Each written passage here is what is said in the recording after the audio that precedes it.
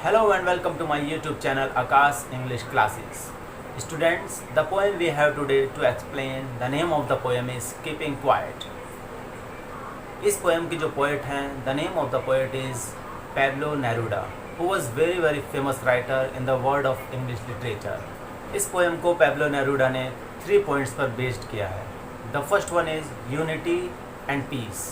The second one is self-introspection. And the third one is mutual understanding. Pablo Neruda इसमें बताते हैं कि आज की भागदौड़ भरी जिंदगी में जहां इंसान के पास पल भर का भी समय नहीं है अपने बारे में सोचने के लिए, अपने सेल्फ इंट्रोस्पेक्शन के लिए, ताकि वो अपना सेल्फ इंस्पेक्शन कर सके, अपना निरीक्षण कर सके, थोड़ी देर शांत बैठकर अपने बारे में सोच सके. Everyone is only just chasing for the money, for the success, for the property, for their personal life, professional life. They are completely busy. उनके पास समय नहीं है कि वो थोड़ी सी देर के लिए अपने आप के बारे में सोच सकें. So let's start the poem stanza by stanza. Let's come to the first one stanza. Now we will count to 12 and we will all keep still. Pablo Neruda कहते हैं कि चलिए साथ मिलकर 12 तक काउंट करते हैं और उसके बाद हम लोग एक साथ बिल्कुल साइलेंट हो जाते हैं, बिल्कुल शांत हो जाते हैं.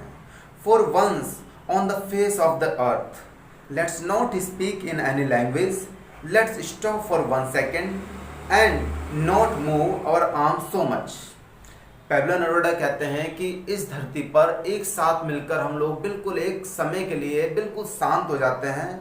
किसी भी लैंग्वेज में किसी भी तरह की कोई बात नहीं करना है और एक साथ बिल्कुल शांत होकर ना ही किसी भी तरह की कोई मूवमेंट करनी है. अपने आर्म्स को अपने कंट्रोल में रखना है, अपनी टंग अपने कंट्रोल में रखना है और कोई भी लैंग्वेज में हमें बात नहीं. Come to the next one stanza. It would be an exotic moment without rush, without engines, we would all be together in a sudden strangeness.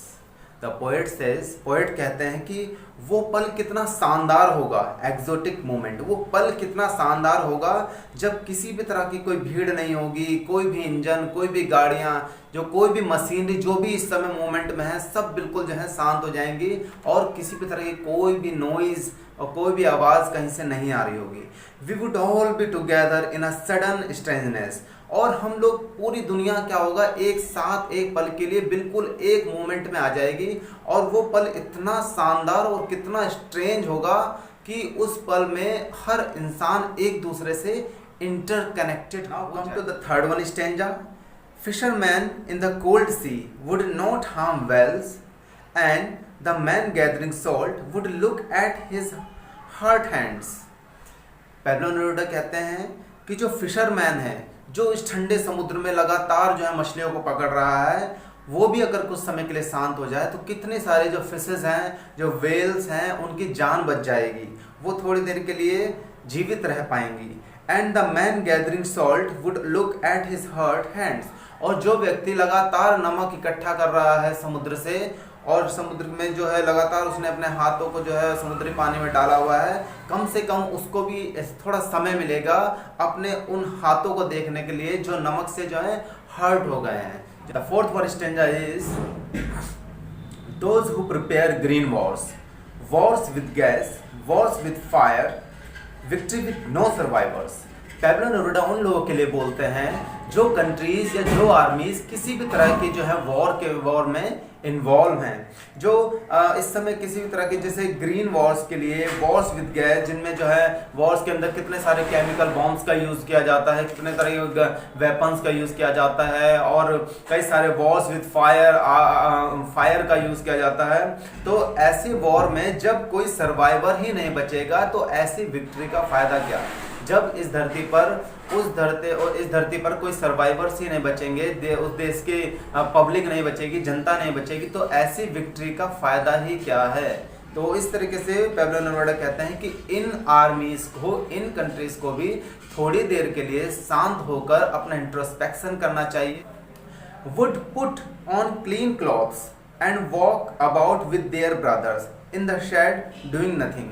और जो लोग इस तरह की वॉर्स में मरने वाले हैं या जिन लोगों की जो है मृत्यु होने वाली है, एटलीस्ट वो भी कुछ समय के लिए ज़्यादा जी पाएंगे, बच पाएंगे। और पैब्लो नेरुदा कहते हैं कि ऐसे लोगों के लिए कि क्यों ना इन सभी लोग जो हैं अच्छे और साफ सुथरे कपड़े पहनकर, जिनकी मृत्यु होने वाली है इन वॉर्स में, और वो सभी साफ सुथरे कपड़े पहनकर क्यों ना सब एक साथ बाहर आएं और उस ब्रदरहुड को जो है एक दूसरे के साथ एंजॉय कर सके, उस भाईचारे को एक दूसरे के साथ में enjoy. One stanza, what I want should not be confused with total inactivity. Life is what it is about. I want no truck with death. The poet wants to say कि जो मैं कहना चाह रहा हूँ, whatever I want to say, मैं total inactivity के बारे में बात नहीं कर रहा हूँ। टोटल इनएक्टिविटी मीन्स जब आप सारे काम करना ही छोड़ दें, कुछ करें ही ना। इसका मतलब मैं निष्क्रियता की बात नहीं कर रहा हूँ। मैं ये नहीं कह रहा हूँ कि आप सभी काम धंधे छोड़ दीजिए जो आप कर रहे हैं। Life is what it is about. I want no truck with death. Life जैसी है उसको वैसे ही चलने दीजिए। I want no truck with death, it means मेरा जो कहने का मतलब है वो टोटल इनएक्टिविटी को आप मृत्यु से मत लगाइए, क्योंकि जब मृत्यु आती है तभी आदमी टोटल इनएक्टिव होता है, यानी कि उस समय वो कुछ भी नहीं कर पाता या नहीं कर सकता। तो I am not talking about death, I am not talking about total inactivity. आप जो कर रहे हैं वो करते रहिए, बस कुछ पल निकालिए थोड़ी देर के लिए और शांत होकर अपने बारे में सोचिए, अपनों के बारे में सोचिए, ताकि आप अपने आप को इंट्रोस्पेक्शन कर सकें। If we were not so single-minded about keeping our lives moving and for once could do nothing, perhaps a huge silence might interrupt this sadness. Poet says that कि अगर हम लोग जिस तरीके की लाइफ जी रहे हैं, अगर हम लोग सिंगल माइंडेड होकर जिस तरीके की लाइफ को जिए जा रहे हैं, अगर हम उसको लगातार जिस तरीके से कर रहे हैं, अगर हम थोड़ी देर अगर उसमें से समय निकाल कर अपने बारे में सोचेंगे नहीं, तो हमारे जीवन जो है एक सैडनेस की तरफ चला जाएगा, एक दुख की तरफ चला जाएगा, जहां हम आगे जाकर जो भी हम काम कर रहे हैं उसमें फ्रस्ट्रेट हो जाएंगे।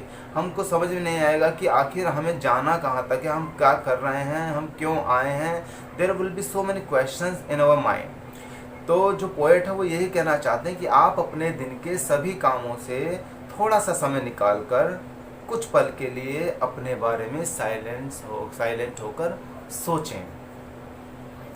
इससे क्या होगा कि might interrupt this sadness means कि जो आपके अंदर की जो सैडनेस है, जो दुख है, वो साइलेंस क्या करेगा, उसको एक तरीके से रिकवर करेगा। वो आपको सोचने की शक्ति देगा, आपके सभी सवालों के, आपके सभी क्वेश्चंस के आंसर मिल जाएंगे। Of never understanding our selves and of threatening our selves with death. और जो हम लोग जो है लगातार जिस तरीके से काम करे जा रहे हैं, आखिरकार at last we are only just surviving to the death. हम लोग केवल अपने आने वाले जीवन को जो हम लोग जीवन जी रहे हैं वो हमें केवल हमारी डेथ तक ले जा रहा है। और डेथ का जो भय है लगातार हमारे दिमाग को डराए रखता है, वो हमें फ्रस्ट्रेट करके रखता है और we never understand that what to do. Perhaps the earth can teach us, as when everything seems dead and later proves to be alive. Now I will count to be alive and you keep quiet and I will go. And poet last में कहता है perhaps the earth can teach us, कि पृथ्वी जो अर्थ है जहाँ हम लोग रहते हैं वो हमें सिखा सकती है या हमें सिखाती है कि जब विंटर के सीजन में in the season of winter, जब सभी चीज़ें बिल्कुल एकदम से डेड नज़र आती हैं, बेजान नज़र आती हैं, तब भी पृथ्वी जो है जो अर्थ है वो आने वाले नए लाइफ के लिए, नए फ्यूचर के लिए लगातार काम कर रही होती है। और जैसे ही विंटर गुजरता है, as soon as the winter also just goes away, तभी हम देखते हैं कि जो धरती है वो लगातार काम कर रही थी और वो फिर से जीवित हो गई और जिंदा हो उठी। और इस तरीके से ये जो अर्थ का जो एक एग्जांपल दिया है पोएट ने, वो ये कहता है कि अर्थ भी अपने बारे में सोचने के लिए कुछ समय लेती है, अपना इंट्रोस्पेक्शन करती है। Now I will count to be 12 and you keep quiet and I will go. और लास्ट में at the last of the poem जो पैब्लो नेरूडा हैं वो कहते हैं कि ठीक है, मैं दोबारा से काउंट करूँगा 12 तक और उसके बाद after that you all will be quite और मैं वहाँ से चला जाऊँगा। ओके, चलिए एक बार देख लेते हैं इसके जो मोस्ट इम्पोर्टेंट क्वेश्चन आंसर्स हैं जो बोर्ड एग्जाम में अधिकतर आते हैं।